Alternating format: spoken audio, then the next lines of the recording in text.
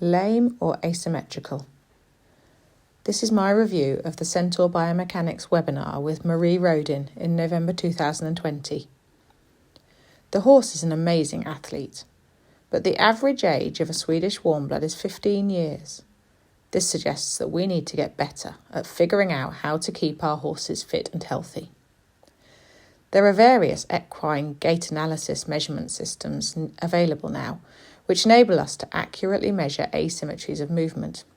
Asymmetry is when something is different between left and right. Measuring the difference in the up and down movement of the pelvis and the head is known to be a sensitive measure of lameness.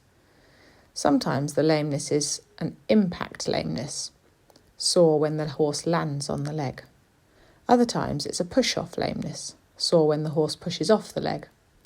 Often, a lameness is related to impact and push-off. The gait analysis systems can be used to determine which leg, or legs, is lame and what type of lameness it is. They're also very helpful in measuring the effect of nerve blocks. There are common compensatory patterns in lameness.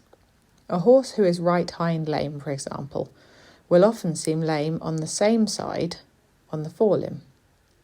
A horse who is right fore lame, for example, will often seem lame on the opposite, left, hind limb. This makes it easy to focus on the wrong limb in lameness investigation. In general, it's much easier to spot a forelimb lameness than it is to spot a hind limb lameness. In fact, a preliminary study of 237 horses suggests that the compensatory forelimb lameness was 30% bigger than the primary hind limb lameness. In a study of 222 horses assumed by their riders to be sound, 73% of the horses showed motion asymmetries on a straight line. The level of the asymmetries was similar to that of clinically lame horses. Several other recent studies have similar findings. It seems that these asymmetries do not always affect performance, since some of the studies have investigated high-performing horses. So how do we know whether the asymmetry is pain-related? The answer, so far, is that in many cases we don't know. Some horses are clearly lame and in pain. Some horses are symmetrical, using the gait analysis systems. But many horses are asymmetrical, and we don't know whether or not they're in pain. To make it even more complicated, a study looked at 200 sound horses, 94 of which were symmetrical in a straight line. These sound horses showed asymmetries when they were put on a circle. The assumption is that working on a circle induces asymmetry that is not related to pain.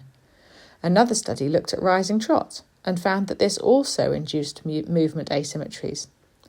These were asymmetries that did not show up if the rider rode in sitting trot. One common method of checking whether the horse is in pain is to put him on a bute trial.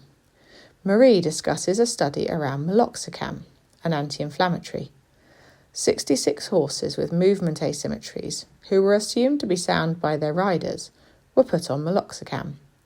The results showed no difference between the horses who were given meloxicam and the horses who were given a placebo. This suggests that either the horses were not in pain, or the pain they were in does not respond to non-steroidal anti-inflammatory medication. Further studies are looking into this more. And when are these horses developing these asymmetries? Preliminary data from one study shows that 73% of 2- and 3-year-old untrained horses showed movement asymmetries. Preliminary data from another study suggests that 91% of foals show movement asymmetry. Studies are ongoing evaluating the relationship between pain behaviour and motion asymmetry. In particular, Marie is looking at the horse's facial expression. One of the difficulties is in determining what is due to pain and what is due to stress. It'll be fascinating to follow Marie's research and the research of others in her field, and I'll do my best to keep you up to date through my blog and through my social media. I'm Sue Palmer, and my mission is to inspire compassion through sharing knowledge, experience and understanding. If you have a question you'd like answered, please get in touch. I'm an ACPAT and RAMP registered chartered physiotherapist, a British Horse Society Stage 3 coach in complete horsemanship and an intelligent horsemanship recommended trainer.